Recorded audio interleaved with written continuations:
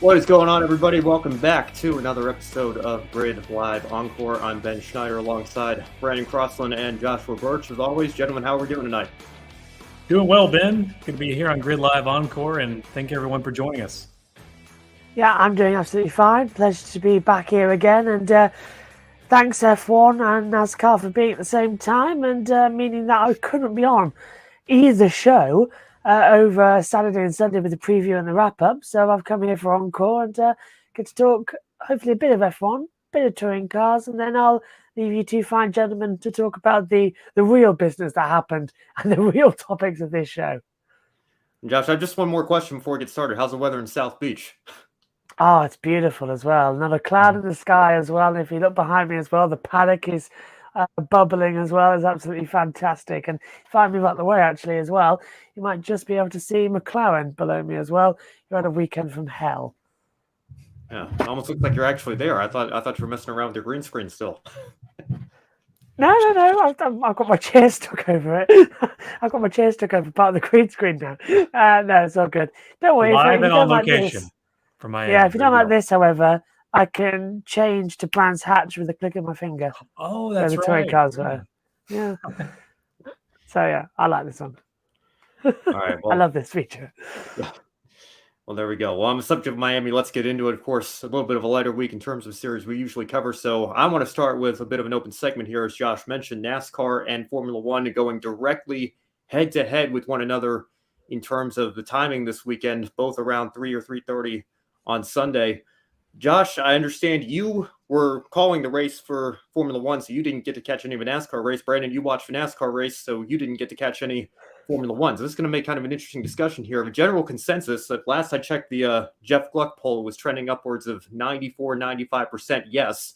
An absolutely fantastic barn burner at Kansas Speedway, whereas Miami, Max Verstappen won again. He did have to come through the pack to do it, but fans seem to think that this is a race where we look at the atmosphere and being in Miami as the main positive, whereas the action on track, maybe not so much. So, Josh, I guess I'll start with you. From your perspective, what do you make of this Miami Grand Prix experiment 2 years into it? I think, I've got two views on this. From people who watched the race, they say it was incredibly dull and how boring it was, and there wasn't many overtakes as well, and it was not a great procession. But from the journalists I've spoken to and the commentators I've spoken to over the past 24 hours, they all say they actually enjoyed the race. There was a lot going on to talk about from a commentary point of view in terms of strategies getting extended, team orders being in play with Mercedes and Hamilton as well, and Russell. Hamilton being told to let Russell through because he's on a different strategy. There was a lot to talk about in terms of the qualifying format as well, with a displaced grid. And there was just so much going on during the race. So from a commentary point of view, I really enjoyed it. And I don't understand why everybody was going back last night and saying, oh, it was actually bad. Then I watched it again this morning. I watched the Channel 4 highlights, which takes the F1 TV commentary feed. And I could see as a viewer, it was really a dull race. And there wasn't that much action to talk about as well in terms of there was a long process of that for the last 15 or so laps. Nothing happened. That's very unusual in Formula One. And I must admit, I was kind of thinking we were going to have a great race with the way the grid was set up, with Leclerc down in 7th after causing the red flags. We had Perez on pole, Alonso 2nd, 3rd on the grid as well, coming for was it Russell? And then we had 4th for Magnussen. So I thought this is going to be a great race. Brilliant. And we had Verstappen down, Leclerc down in positions, but no, it all rectified quite quickly. So I think the whole Miami experience is a wonderful party atmosphere. It's a wonderful event to commentate on, but the racing is lack. And I don't know whether that's because of the cars, because this new formula has been such a failure with the regulations, or it's the track's fault. I'm giving it that it's the car's fault, not the track, because if Formula E showed us anything this weekend, Formula E at Monaco got 116 overtakes and was one of the best races of the season. Miami got less than 100 overtakes in the race. So I think it's the car's problem as well. And the Pirelli tyres, they're too hard. Could have gone maybe a step smaller on the compound. The DRS shortening zone as well. There's a load of things that aren't working in Formula One right now. But we've had worse races in Formula One. And I've got to admit, I think going into the next couple, we're not going to see decent racing. We won't see Imola because it's too small a circuit. Monaco in Formula One cars at the moment, you're joking, unless it rains. So, and Spain was boring anyway. So you're going to have to wait until Austria to get another great race, which is a sprint race, because I don't think we're going to see that much in Canada, because I usually champion Canada. I love that track, but it's too similar to everyone else. It's another street circuit. So not until Austria with a sprint race nearer July are you going to see an actual good race. Well, I'm a little hopeful for Spain because you guys can correct me if I'm wrong here. I think they finally removed that chicane there at the end, right? So we'll see if that plays a factor into it. But Josh, you bring up a good point about the cars. I want to come back to that in just a moment. But first, Brandon, I want to get your take on the NASCAR Cup Series race because I think a lot of people, certainly by the metrics of the Gluck poll, are seeing this as a race of the year candidate and maybe an all-time classic. What was your take on it? Yeah, absolutely. This one kind of had everything for you, I guess. And I mean, it even broke a track record, 38 lead changes at Kansas Speedway. That's not something I ever thought I'd hear, but it was fun to watch it play out. Just a ton of passing for the lead. And if that's your cup of tea for a Cup Series event, then you had a blast on Sunday afternoon. And also, if you like people punching people in the face, well, you got that too. Ross Chastain punching Noah Gragson after a little discussion there. Apparently, this has been going on for a while between these two, but it escalated yesterday afternoon. And then you get this Kyle Larson, Denny Hamlin battle at the end, two greats going at it, and kind of the top four being fast all day. And again, Bubba Wallace having a great run as he did win last year there at this track. And Tyler Reddick still doing well for 23-11. I mean, all sorts of things going on. But the end of Denny Hamlin deciding to off Kyle Larson more or less there on the back straight going into 3. A lot of good runs there from the Cup Series and the Truck Series off the back straight into 3. But I typically don't put Kansas Speedway on the list of places where a lot of cool things happen, but it really did this Sunday afternoon. And so, no, I wasn't one of those that decided to do the channel flipping back and forth, as it were. So I stuck with the Cup Series this Sunday, and I think we were rewarded for it. Well, of course, if people watched yesterday's show, they'll know the opinion that I share of it. NASCAR comprehensively outperformed Formula One this week from an entertainment standpoint. And I'm with you, Josh. I'm certainly not going to go so far as to say, oh, that was one of the worst races I've ever watched. That's on par with Spa 2021 or anything like that. I thought it was an okay race. There were certainly some strategic elements. You had Max having to come through the field. It's not like he won from pole and ran off and won by 45 seconds or anything. So there have certainly been more boring races in Formula One's history. But I think for them to get a race like this in this location, with this race being so hyped up, particularly here in the United States, and then to be going directly against NASCAR on a weekend where NASCAR put on one of the best shows we've seen in a mile and a half in a very long time, I think it's very unfortunate timing for Formula One. And it's going to be interesting to see. I don't believe the ratings are out yet. I've always believed that NASCAR is going to continue to dominate the total viewership, but it's the 1849 demo that the advertisers and marketing people really look at that's going to be a lot closer and a lot more interesting in terms of a comparison there. So we'll keep our eye on that. But Josh, do you want to follow up with something else there? Yeah, there's one. Can you still hear me, by the way? Because I've had to change off from my wireless mic. That's great. Good. There was one stat as well that I absolutely loved. Yesterday's F1 race had no yellow flags, no safety cars, no red flags, and also was only the 11th time in F1 history that every single driver that started finished the race. Netherlands in 1961, USA 2005, Italy 2005, Europe in 2011 at the Valencia Street Circuit, China 2016, Japan 2016, Austria 2019, France 2021, Belgium 2021, Turkey 2021 surprisingly made the list. Despite the craziness that day, everybody finished. and then Miami now in 2023 as well. So only 11 times everybody's made it to the checkered flag, but I think it's one of the first races in F1 history to have no yellows, no safety cars, no red flags, and no drivers retiring. So a bit of a uniqueness in Miami. And this will speak to the lack of attrition, and I think maybe the new regulations playing a part of this. The field closing up a little bit. Obviously, Red Bull and the big three, if you will, are still dominant in many ways. I know Aston's gotten up there, made things interesting for second, but I believe Piastri and Sargent were the only ones to be lapped. So even then, you had 18 of the 20 cars complete every lap. I mean, I remember last year we had that happen in a Formula E race. I did a feature on that for NASCAR actually, because of how rare that is to have a last place finisher run all the laps and still finish on the lead lap. We almost got that in Formula One this weekend. So I think it does. There are some positives you can take away from that. It shows that the teams have closed the gap a little bit. Maybe not to Red Bull, but to the rest of the top teams, and are certainly on their way there. So like you said, I don't know that we can realistically count USA 2005 or Spa 2021 because of the nature of what played out on those respective days. But it is a rarity to get everybody across the line in one piece to finish the race, and certainly some solid talking points to take away from Miami. But at the same time, the numbers speak for themselves when it comes to what happened in Kansas, and I think that NASCAR certainly won the battle this weekend from that perspective. But Josh, another point that you brought up that I want to just highlight real quick. I don't know if you guys have ever seen like the side-by-side comparison. If you take like the McLaren that Lewis Hamilton drove his rookie year compared to the Mercedes that he drives now, and you look at the size of the two cars on a scale, I mean, there's no comparison, right? So, Josh, you brought up Monaco, which we'll be visiting in a few weeks on the Formula One side of things. How can we expect there to be any overtaking on that twisty, turny little circuit?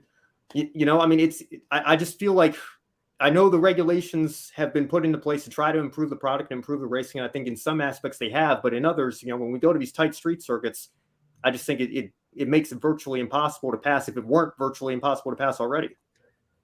You're absolutely right. And I'm getting so fed up with these wide Formula One cars because they're pointless. They are pointless to be this big. And I was really hopeful that when these new regulations came in, because they did slim the cars down a little bit, but now they're the same size. They've effectively just grown in height and kept the same width. So it's not what we need. And you look at Formula E and you think, why can't Formula One have that car? Why can't it be that small? Because there's no reason why it can't be. The rear of the car, there's so much technology. We've got the MGU-K, the MGU-H, the energy store, the controller electronics, the internal combustion engine. That's 5 units. And then they've got the gearbox in there as well. So that's 6 big things that have to sort of be packed into the rear of the car. But if you take a look at it, if you actually take a look at the Formula One car, the rear of it narrows down so much. It's so small. So it's the floor and the suspension and the width of the wings as well that dictate how large the car actually is.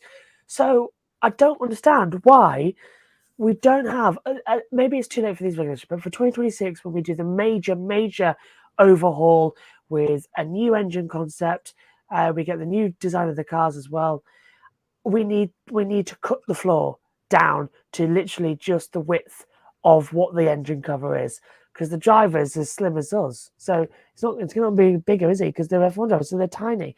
We need to go back to a 2004 style width of the floor, because those cars are tiny. I've stood next to both of them. I don't know what on about as well, Ben, because I've stood next to an 04 car. They are tiny, like bullets. And you can't believe there's an F1 driver can actually get in that and race around the track and make it look so big. And then you stand next to a modern Formula One car, which I've done, and literally it's like you can stand 3 of you next to me. Literally, I counted it. There's 2 of me, so that's 1 here, 1 there, could fit in a 2004 car width. 3 of me has to fit a modern F1 car. And that was only a couple of years ago, and they're still the same size. So that's insane. It's an extra me width. And that's big for overtaking. So if we slim the cars down back to a 2004 style, then we might just have a shot at getting this done. Because, of course, they grew in 05 and then they grew in 06 as well. But we need to slim it down to the basics of 04 and then we've got a championship, because they'll be like bullets, and that's what we need. Overtaking. Yeah, I really like Monaco weekend, but unfortunately, we are kind of looking forward to another Monaco parade because it's just more of a processional, more or less, and the race is won in qualifying. Yeah, I mean, that's been the story of Monaco the last several years. Unless the pole sitter makes a mistake or has a slow pit stop, or Red Bull forgets to put Daniel Ricciardo's tires out in the pit lane. That's really the only way. That's really the only way that we're going to see a surprise winner that's not starting from pole position. I guess we were talking about this on yesterday's show with the perfect season. The Red Bull are still, I know it's still very early, obviously, but they're still 5 for 5 in terms of race wins. I mentioned Mercedes going 19 for 21 in 2016, and now that I think about it, the 2 races they didn't win was when they took each other out in Spain and Hamilton's engine failed in Malaysia. But I guess if we play that game, we have to give Red Bull Monaco, because they would have won if they'd just remembered to bring the tires out for Ricciardo. But still looking and seeing if somebody can pull that off. We'll see what Red Bull can do as the season continues on. I've got to think if they lock out the front row in Monaco, it's going to be very difficult for anybody to overtake them there. But we'll see as we get into the heart of the season here what's going to happen here. So, Josh, thank you so much for joining us. I understand there was some British touring car racing this weekend as well. So if you want to take a couple minutes before you go, just give us the highlights from that weekend there. Hold on. First, he has to change locations. There he goes. There we go. Got it. Yeah, just a quick update then for the second round of the Quick Fit British Touring Car Championship.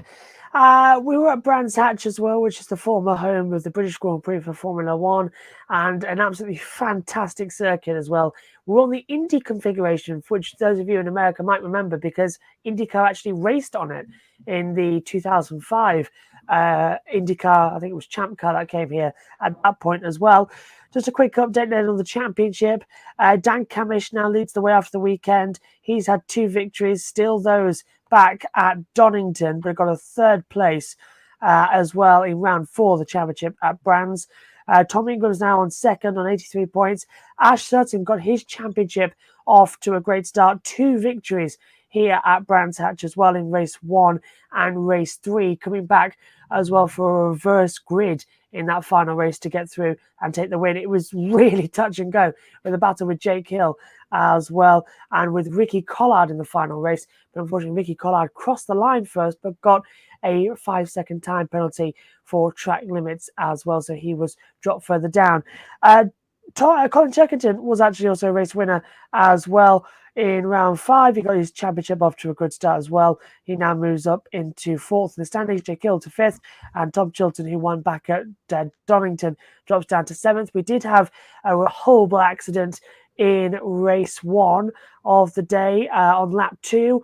4 cars went off at the last corner, blocked the track as well. Adam Morgan, Bobby Thompson as well in the accident, along with, off the top of my head, Andrew Watson as well as Nick Holstead, but all are okay. That did bring out the red flag while barriers got repaired, so we had a small delay, but everything got back on track later on in the day, and it was actually a very good weekend for the touring cars. Round 3 takes part at Snetterton in 2 weeks' time, the same weekend as Formula One is at the Emilia-Romagna Grand Prix. Thank you for that, Josh. I lied, actually. We've got one more question for you before we go, and it comes from our own Kobe Lambeth in the chat here. And I'll be interested to get your perspective on this, particularly, Josh, as somebody in the UK, and Brandon as an American. Thoughts on the debate over the American-style driver intros that we saw this weekend in Miami? Josh, I guess I don't know who was writing them, but to go from saying Pierre Gasly as a Grand Prix winner and then introducing Esteban Ocon as Gasly's childhood friend. They hate each other. They don't like each other. And Esteban Ocon is a Grand Prix winner as well. And he did it. Did he do it first? No, he did it second, didn't he?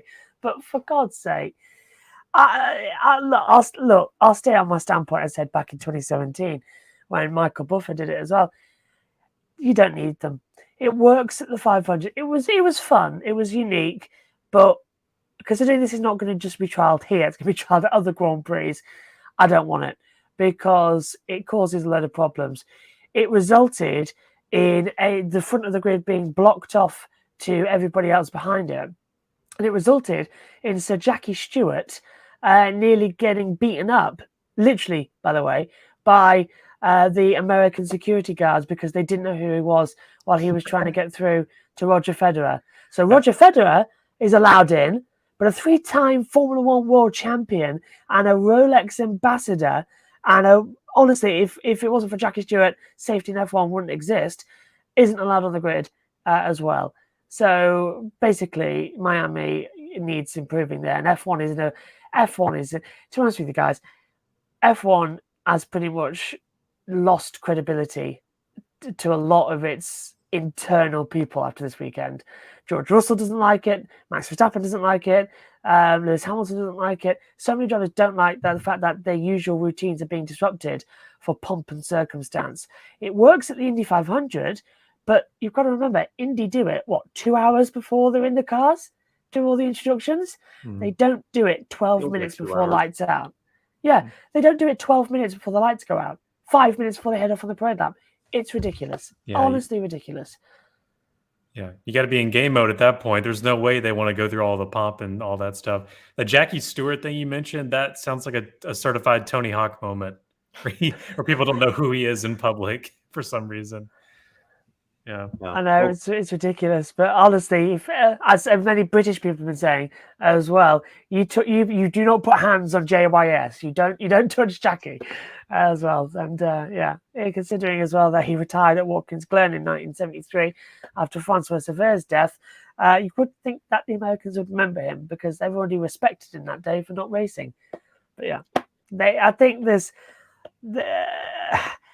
I'll be saying this. If Formula One wanted to boost the popularity of the sport in America, it's done that this weekend. But the damage it's done internally to Formula One is starting to bleed through the cracks. And I don't think it's going to last much longer. I said this at the start of the year, and I've been saying it all through. There is a point coming where there will be a war between FOCA, which is the Teams Association, between the GPDA, which is the Drivers Association, between FOM and the FIA, because no one can have their own way. We're going to be in for a war, all-out war soon, and it's coming. The cracks just keep coming and coming and coming.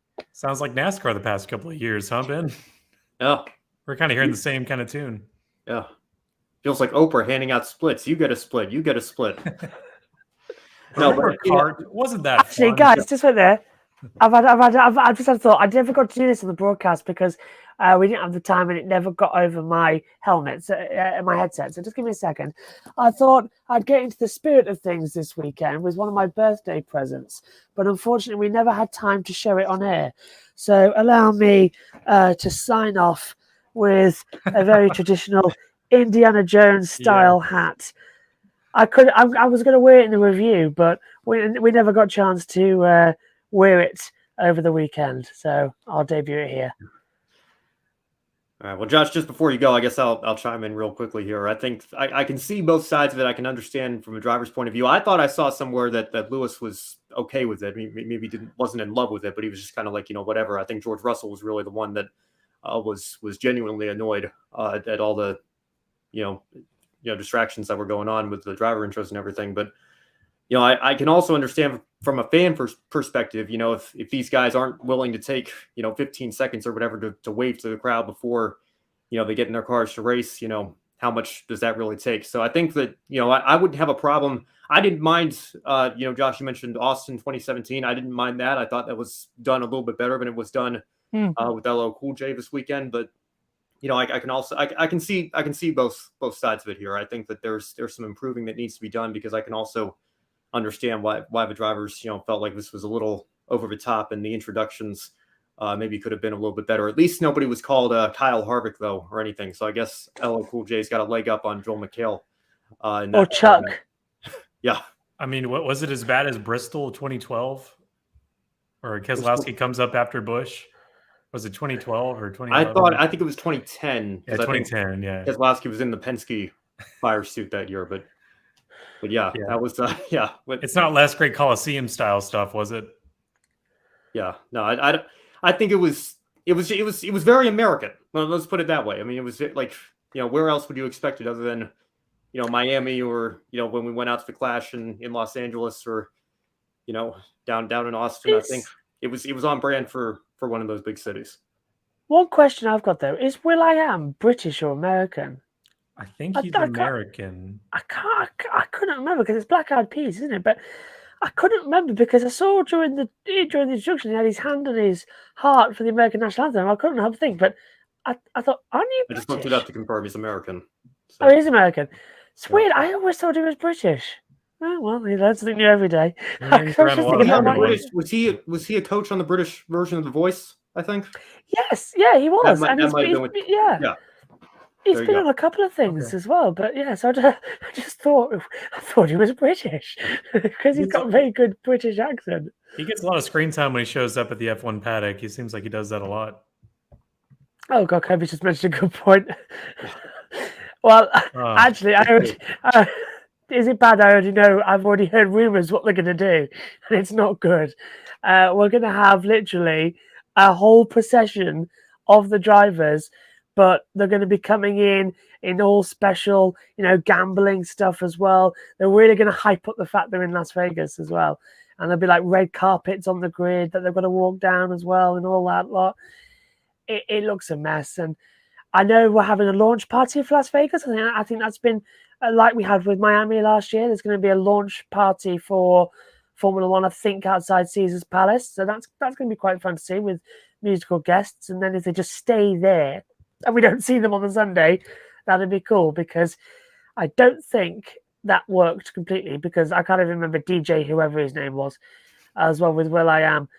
That was not really that great as well. So I think they need to remember it's for the fans, not for the celebrities. I think that's something we're dangerously going over the line with here. It's like, because Miami, even though it was sponsored by crypto, it's run by Formula One this race, and so is Las Vegas. They're both run by Formula One themselves, and you can tell an F1 race from a promoter race, because everything's dialed up to 11 and everything is very Americanized into a poor attempt to try and capture the spirit of IndyCar and NASCAR. Because I've said it to you guys before when we've done commentaries together, there is nothing that gets the adrenaline running like hearing drivers start your engines, a beautiful rendition of the American national anthem, because it gets the blood pumping. And I don't think it did it this weekend. It didn't. Don't forget the flyover. The flyover too, yeah. And yes. I said on commentary, if you're not in the spirit for the American Grand Prix now, you never will be. I said that. I didn't really feel it. It took until the lights to go out for me to be really like, oh, this is going to be good. And then I was wrong. Yeah. We'll leave it there. Josh, thank you so much for joining us, and we'll let you go get some rest. Good night. I'm off to go stop a group of Nazis from opening the Ark of the Covenant. Sounds good. I could do with a whip, couldn't I? Yeah, you need to do yes, whip. Right. Yeah. See you soon. See ya. Have a good one, Josh. All right. Well, Brandon, let's get into the racing at Kansas Speedway this weekend, and let's talk about ARCA first. Jesse Love led Dean Thompson to a Venturini 1-2 finish, and Venturini had a very strong race going. Amber Balkan was up there as well. She got taken out in a mid-race accident and then had subsequent electrical issues after that, but she was running up in the top 5 for much of the race as well before her issue. And you see the other Venturini car, Tony Breidinger, down there in 11th. We'll talk about Breidinger a little bit more in the Truck Series segment. But first, Brandon, I want to ask you, we've talked about Dean Thompson in the Truck Series this last season and a half or so, and given his recent struggles, are you surprised at how well he was able to perform for Venturini right out of the gate here in his first start with the team? Yeah, kind of. And but it's nice to see for him. Dean Thompson spent 2021 in some mainly ARCA West stuff, and then into the ARCA Menards Series, just 2 starts there, 1 top 10 in the National Series, and in 21, 1 top 5, 2 top 10s. And then we look at 2022, just focusing in the West and also in the Truck Series, but really getting this top 5 here in 2023 in the National Series at Kansas, that's pretty good for him. And it kind of makes you think when you look at his truck stats that maybe the gun was jumped a little too quickly. I don't know what you think, Ben. Maybe he should dial things back a tone and and maybe focus on the ARCA Menards Series for another year and get some positive results before we start moving up to the Truck Series. It's a shame Josh just left us, because I'd be very interested what his perspective is on this, because this is, technically a truck driver going back down a step to the ARCA Menards Series.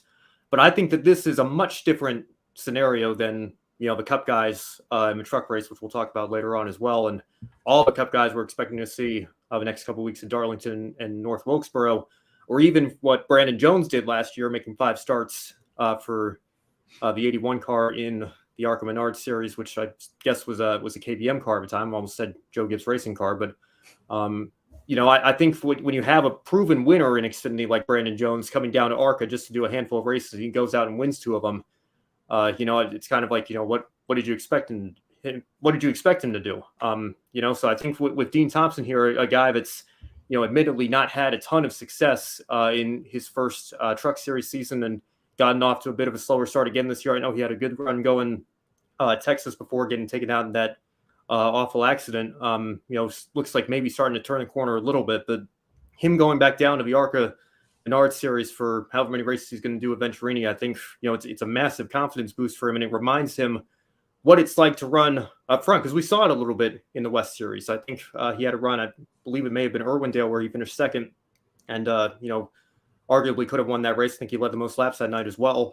So he's had some success in the ARCA ranks in the past, and this is a good reminder to him that he's a solid racing driver. He's continuing to work his way up the ladder here, and this, I think, just from a confidence standpoint, is absolutely huge. And maybe he can carry that into his Truck Series program here and get the ship righted a little bit going forward here as we move forward through 2023. Yeah, and definitely more lap time, more laps in the Truck Series than the ARCA Menards Series. But I think Josh would agree this might be one of those special cases where it's okay. Like like you said, he's not really a proven Craftsman Truck Series driver at the moment, and so it doesn't hurt our feelings as much as a onlooker to see him go back down to the Menards Series and get some of that confidence boost back and actually have the ability to experience what it's like to be up in the front of the pack, and because you don't want to lose that skill. I mean, that's got to be a skill to be up there instead of being mid pack or further back. And I think that can hurt some of your skills in the long run if you don't have that experience of being up there. Yeah, well, even Chandler Smith last year, by the time he ran IRP last year, led the most laps and won the race in the ARCA race last year. He was already a proven winner of the Truck Series, and I think Dean Thompson, going down, I think is a much different scenario rather than somebody who's proven to have success and been successful at a higher level, going back down just to race for fun and try to pick up a cheap win. I have no problem with Dean Thompson running the ARCA race as a Truck Series driver, and I think it's only going to benefit him going forward. And I'd like to see him get a couple more opportunities, because I think he had a very good run. And he gave Jesse Love a run for his money. And we'll talk about Jesse a little bit more now as well. I think in a lot of people's minds, the favorite for the championship. Brandon, I know we see Frankie Muniz down there in 8th place with another solid run in his rookie season. Do you think there's anybody out there, whether it's Frankie or Greg Van All still doing what he can as an independent? Is there anybody that can stop Jesse Love for this ARCA Series championship? I mean, I'd say if there's someone that can do it, it's going to be Taylor Gray, possibly after the results here. But I'm really looking at Frankie Muniz after this weekend, because going a lap down and still finishing 8th, you can't turn your head away from that. I think there's something here that is going to last all season. That was some great attrition there shown by Frankie Muniz, and I don't think we've seen the last of him. I mean, also Connor Mozak is another good pick there too. But Jesse Love still is the cream of the crop, though, with Venturini. Yeah, well, I mean, Taylor Gray's not full time this year, so he's out. If you're talking from a championship here, so I think that I don't know, but Jesse Love's going to have a cakewalk winning all these races, because William Sawalich is being really touted as a bright young future prospect, but he's not 18 yet. He can't compete in the races like we saw this weekend at Kansas. So, in terms of full-time competition, I think it's really Jesse Love's championship to lose. I'd give you the exact point standings, but as of Monday afternoon, Racing Reference still hadn't been updated yet. So, that's being a dead horse there with, our feelings towards that side at this point. But we'll keep an eye on the ARCA standings as we continue on here. I think Jesse Love's certainly primed for a championship, but we'll see if Frankie Muniz can continue to impress us in his debut season as well and mount a championship fight for Rhett Jones Racing. Now, let's move on to the Craftsman Truck Series race, and Grant Enfinger ended up taking his first win of the season and the 8th win of his career, despite having the 2 Cup Series regulars in the field with Ross Chastain and Kyle Busch finishing 5th and 7th, respectively. Busch won the first stage, but faded back to 7th. Who is this guy? Kyle Busch finishing outside the top 2 in a truck race. Can you believe it? But No. Brandon, before we talk about the Cup regulars, let's talk about Grant Enfinger a little bit. Does he deserve more credit for his Truck Series career and the success that he's been able to have in this series? I mean, yeah, I didn't really realize that he wasn't getting a lot of credit. I guess been going since 2010 in the Truck Series, full time in 2017, and really his prime started coming about in 2019, 2020, and just really had a really off seasons kind of after that. I mean, I don't really think he's been written off quite yet. I think he's still got a lot to go. Only 38 years old, and that's a good age in the Truck Series. You look at Matt Crafton and guys like that, but yeah, he's building up a good season so far. 3 top 10s, 3 top 5s, 4 top 10s, and getting this win in Kansas. He's definitely on the uptick to make this a good season instead of a bad season. We'll have to wait and see. But I don't think he's being written off really yet, or not being appreciated. Yeah, well, it's not my intent to imply that, but I'm just, talking from the perspective of when we think about, Truck Series lifers and drivers who have made a career out of racing in this series. I think, people of the past will think of guys like Ron Hornaday in the Hall of Fame, deservedly so. Jack Sprague, somebody who I think should be in the Hall of Fame one of these days. Hopefully his day will come in the not too distant future. Mike Skinner's another, driver that you could put in the Hall of Fame, arguably as well. Matt Crafton with his 3 championships. Johnny Sauter with his championship and all the races he's won. But I think Grant Enfinger deserves to be right up there with them. He's really made a nice solid career for himself, and what he did in ARCA as well before he got to the Truck Series in the mid 2010s. Deserves to be recognized, and I think Grant certainly, at the age of 38, I don't see him, taking a ride in Xfinity or Cup at this point. I think he's very happy in the Truck Series doing what he's doing with GMS, and the past experiences that he had with ThorSport has really been a very successful career for him. And I'm still frustrated that he missed the Daytona Road Course in 2021 because of just how the funding worked with his ThorSport ride that season. Ended up running the rest of the partial season for CR7, but missed the Daytona Road Course race, and they didn't end up giving him a waiver, even though they gave Matt Kenseth a waiver in 2020, despite missing the first 4 races. With him just being mostly retired and not having a ride, I think it was one of those consistent inconsistencies that robbed him of a chance to compete for a title. But who knows? Enfinger obviously is locked into the championship fight this year now, and we'll talk about that in just a moment. Maybe we'll be talking about him as a champion here come November when we get to Phoenix. But let's before we move on, talk about Ross Chastain, Kyle Busch a little bit. Brandon, we talk about it almost every time Kyle Busch is in the Truck Series. He usually either wins a race or he's very close to winning the race with that top 2 percentage that we'd like to keep track of here. You see him all the way down in 7th right now. Hardly a terrible day, but when you look at Kyle's Truck Series resume over the last few years, not where you expect to see him. So were you surprised that he fell off a little bit and that he and Ross Chastain weren't more of a factor there during the finish? Yeah, I think he got the stage 1 win. I think that's right. But after that, it fell back. And I am surprised that at a place like Kansas, Kyle Busch can't pick up the win. I don't know what really went into that to make that where he couldn't take the victory. But that just shows and also for Ross Chastain too, with still a top 5. But that just shows the juices behind all these guys here that are the truck regulars. you saw Corey Heim get a bunch of really good runs off of turn 2. And that's what I was mentioning earlier when we were talking about the Cup Series event. There was a bunch of Corey Heim surges to the lead just out of nowhere, just shot out of a cannon out of turn 3. They got him a lot of laps led.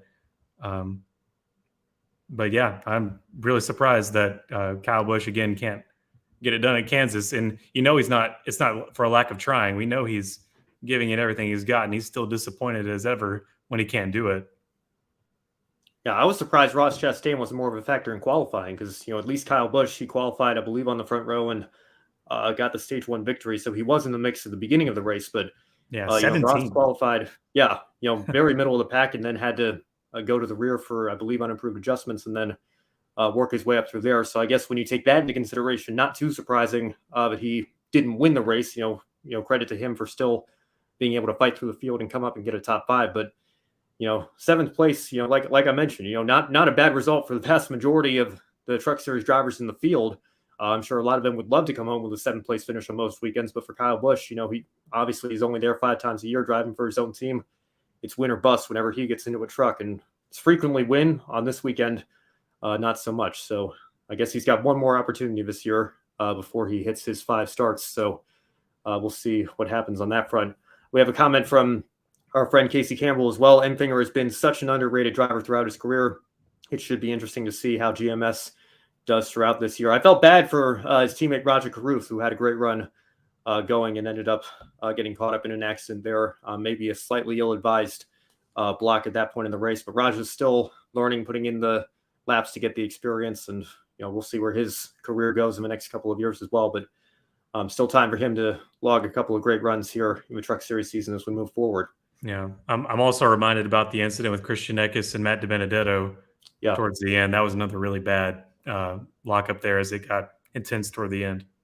Yeah, certainly no shortage of attrition here on the NASCAR side of things this weekend. Despite what we didn't get in the Formula One race, I think all the attrition found its way to Kansas this weekend. So unfortunate for those drivers that were taken out. But let's look towards the front of the field now. I kind of can't believe it. We know the Truck Series playoffs start a little bit sooner in the calendar year, but we're halfway there. 8 races down, 8 to go in the regular season. And Zane Smith, Corey Heim, Christian Eckes, Enfinger, and Carson Hocevar are all currently in the playoff grid on wins. The other 5 spots are currently occupied by Ty Majeski, Ben Rhodes, Matt Crafton, Tanner Gray, and Nick Sanchez, who, of course, very nearly picked up that win at Texas that ended up going to Carson Hocevar instead.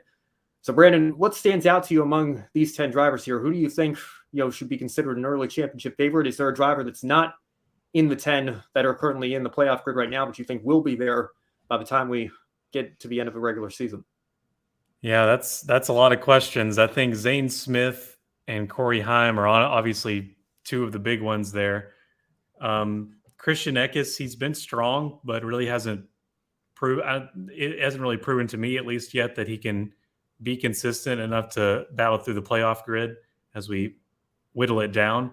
And the same can go for Carson Hocevar. He's in there because of a win, but still not really seeing the consistency that they're going to need to stay in the fight at the end there in the end of the season. And then you look at Ty Majeski. Ty Majeski's bound to get a win somewhere. Memory eludes me of where he won last year, but I think he's got to get something here this year as well. Matt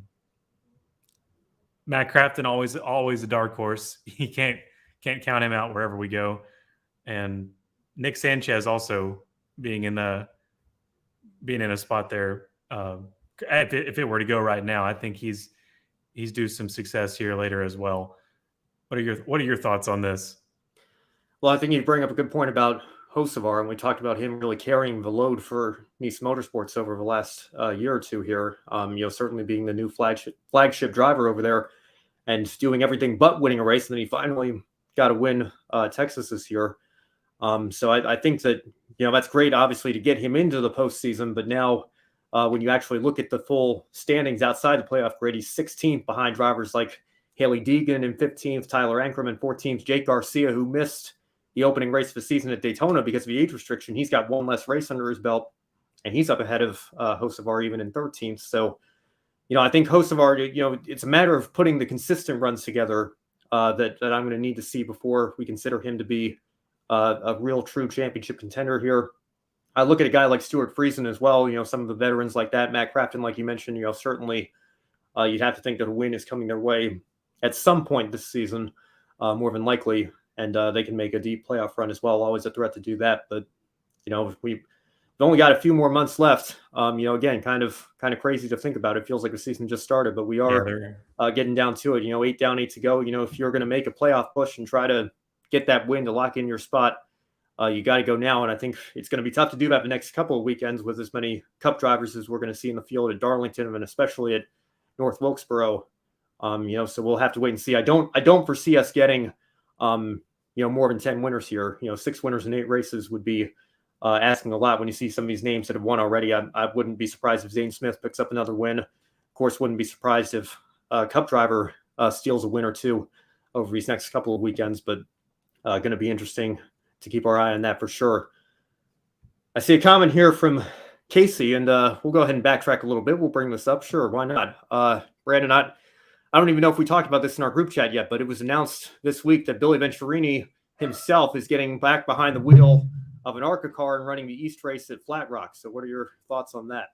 That's cool. I don't care who you are. That's cool. Seeing a car owner get back behind a car, wherever it is, whatever series it is. I like seeing older guys, older gals back in a car, and Billy Venturini is no exception. That should be fun to see. Thank you for bringing that up, Casey. I believe first time in an ARCA car since 2007 for Billy Venturini. So it has been a long time. We'll see what he can do at Flat Rock here in the not too distant future when that race comes up on the East schedule. So let's move on here. Let's talk about another driver who made a much anticipated Truck Series debut on Saturday night, and that's Toni Breidinger. And I'll bring the results back up here for everybody. She set a record this weekend for the best debut ever for a female driver in the Truck Series. The previous best was Hailie Deegan, who made her debut at this track, ironically enough, Kansas Speedway in 2020. That was the previous best. Toni Breidinger went one better and got a top 15. Brandon, are you impressed by Toni Breidinger's debut run? How can you not be? That's fantastic. You beat Hailie Deegan at her own debut at the same track, and it's so important in the Truck Series to be able to just finish the race. We see a lot of attrition in this series at bigger tracks, and no matter what your skill level is, you can always be caught up in something. So just the fact that she can battle that attrition and she can complete 133 laps, even if you're not on the lead lap, it's still a great feat on your debut to just finish the race. And that really can set yourself up for a good career if you set that kind of precedent early. And I think she's done that so far. And finishing 15th, it's not up there, but it's not down the dumps either. So, I mean, nothing to hang her head about. She's got to be proud about this and should be able to continue on. I'll save the big major analysis for the Women in Motorsports show on Friday. But I've got to say I'm very impressed. And I think that, she should certainly be proud of the run that she put in. I know she's gotten a lot of criticism for being off the pace of her Venturini teammates in the ARCA series. But, I know Kobe was saying in our group chat as well, maybe, sometimes a different style car, different style truck, just suits a certain driver better. And for Toni Breidinger to come out here, having never raced a truck before and finish in the top 15, and Brandon, you talk about being one lap down. If the race had been, I think, only 8 or 9 laps shorter, she would have finished on the lead lap. So a very, very solid run. And look at who she beat on this list here as well. A couple of past champions. Ben Rhodes down in 16th, Johnny Sauter in 19th. I know Sauter's driving for a little bit more of an underfunded team these days, but still a very, very solid result for her. And, I think certainly deserving of, a few more starts later this year with Tricon. So we'll see if anything comes of that. But again, much more on Toni Breidinger and all the women racing this weekend around the world on the Women in Motorsports show on Friday. So make sure you stay tuned to that right here on the Grid Network. Brandon, thank you so much for joining us. As always, before we go, what is your one shining moment from this weekend in motorsports? Man, this weekend, it's got to go to Frankie Muniz for me for ARCA, going from a lap down to finishing 8th. You could tell he was frustrated in the car after missing the pit box there, or some sort of issue there that caused him to miss the pit box. They had to back him up. But that's really great for Frankie. And he's still hungry, man. He's pushing for this to be a really solid championship standing finish for this year, if not taking the whole thing. It's as unpredictable as ARCA is. I'd say it's certainly possible. It's gonna be fun to watch. He's got a good car to do it too. I did happen to catch an Instagram live that he did this afternoon, Frankie Muniz, and I believe he saved it. So if you want to go check that out on his Instagram after the show, it's still available to watch. But one of the things he did mention is Red Jones is still looking for partners to come on board throughout the rest of the 2023 season. So if anybody's watching this, put the word out. This guy is clearly not messing around, and he is here to make a serious run at this championship here in the ARCA Menards Series. He's not just here to mess around and have fun with it. He is very committed to what he's trying to do, and certainly deserves some good partners to come on board and help him get some more funding on to that Red Jones team. My one shining moment, we just talked about it. I'm going to give a call to Tony Breidinger. I think she, had a very, very solid debut in Truck Series. Given, the circumstances, I think a top 15 is nothing to be ashamed of, and actually beyond that, something to be very proud of. And I think it could be a very good confidence boost for her as she continues racing in the ARCA Series on a part-time basis, as well as the GR Cup races that she's going to do this year. A very, very solid night and a solid debut for her, and I think deserving of another opportunity later this season in trucks. So we'll see what happens over the Tricon team for her. As for us right now, that's going to wrap it up for another episode of Grid Live Encore. And be sure to follow us on all of our social media platforms: Twitter, Facebook, Instagram, TikTok, Twitch, LinkedIn. Most importantly, right here on YouTube, we've got this ambitious goal of 1,000 subscribers before the Indianapolis 500 later this month. You only got a few more weeks to do it, so make sure you hit that subscribe button and hit the bell icon as well to be notified every time we have a new show, if you haven't done so already. If you really like what you saw tonight, you can take 5 minutes after the show to invest in our Patreon. Join Colin Deschelle, Mark, Robin, and David in helping invest in Grid Network and keeping us on the air throughout 2023. Our long-term goal of $500 a month will allow us to begin attending races on site on a more regular basis, expanding our coverage for you, the viewers. And a special thank you again to Colin Deschelle, Mark, Robin, and David. It means the world to us. We couldn't do it without you. If you'd rather make a one-time donation, you can visit Buy Me a Coffee. You can buy a coffee for your favorite honored talent. Any amount will help us continue to grow our motorsports media outlet. Now, looking ahead to our future schedule on Wednesday, Toby Lambeth and Josh are back on Grid tonight with Matt White. Joe Samniego will be back with the Women in Motorsports program on Friday with Daniel Zeri. I'll be joining them for that Friday morning as well. And as always, you already know you can stay tuned for more Grid Live coverage this upcoming weekend. As always, pre-race wrap-up and Encore right back here next Monday night to follow. NASCAR Trucks and Xfinity are at Darlington. ARCA East is at the Nashville Fairgrounds. Indy Next returns to IMS on the road course along with USF Pro 2000 and USF 2000. And you've even got Moto 2 and Moto 3 traveling to the Bugatti circuit at Le Mans. So all of our feeder series are traveling to very historic sites this upcoming weekend. Brandon, any final thoughts before we sign off for the evening? It's the best. Just going to historic places all weekend. You got to love it. There's a reason we've been going to these places for so long. It's because they're just incredible facilities, every one of them. And I can't wait to go to the Lady in Black for a throwback weekend. One of the best parts of the year, and we're getting into the cream of the stock car part of the year anyway. I mean, it's boom, Darlington, North Wilkesboro All-Star Race, Coke 600. It's just spectacular month of May. You got to love it as a race fan, and we hope you're going to stay with Grid all rest of the month long, and don't forget to subscribe. We need to get to that goal, okay? I apologize. I went to swipe over to hit the closing button, and I swiped backwards to the previous tab, so that's why I jumped out for a second, but it's a live show. These things can happen here. So thank you, Brandon, for covering for me there. For Brandon Crossland and Josh Birch, I'm Ben Schneider. Thank you all so much, as always, for watching, and we will see you next weekend right here on Grid Network.